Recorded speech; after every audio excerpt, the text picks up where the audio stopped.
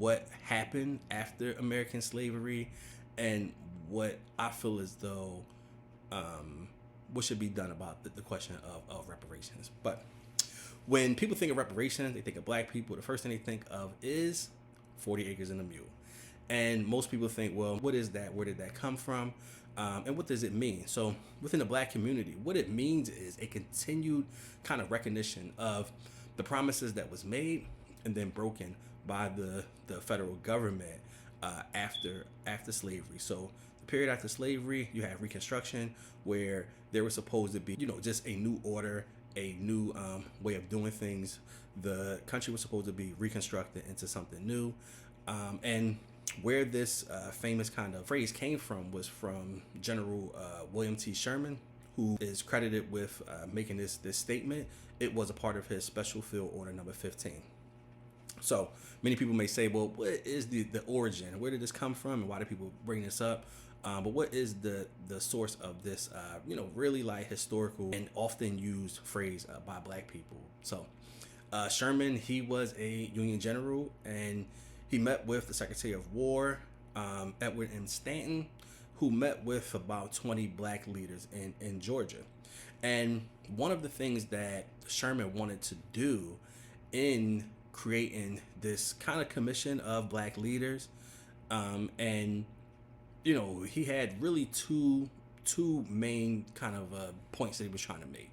The first thing was he wanted to weaken the morale and the financial stronghold of the Southern landowners, and by giving the freed blacks and the blacks that fought on the Union side, by giving them by giving them 40 acres, this would be a way to be able to to be able to kind of bridge that gap, but to be able to weaken the, like I said, moral and financial stronghold of the Southern landowners.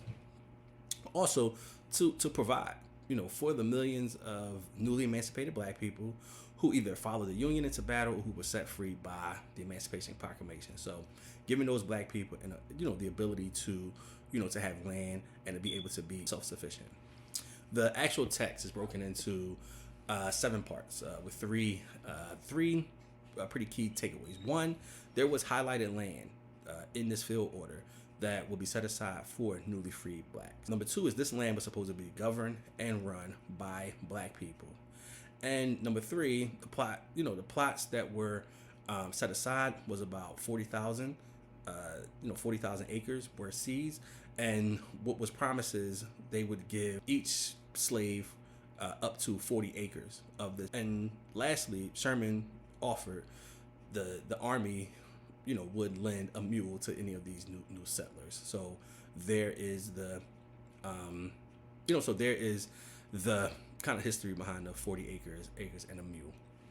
This field order was immediately approved by Abraham Lincoln, but after Lincoln was assassinated, it was quickly overturned by Andrew Johnson, who was someone that was a sympathizer of the plantation owners, and the 40 acres and a mule thing ended up being over from that moment.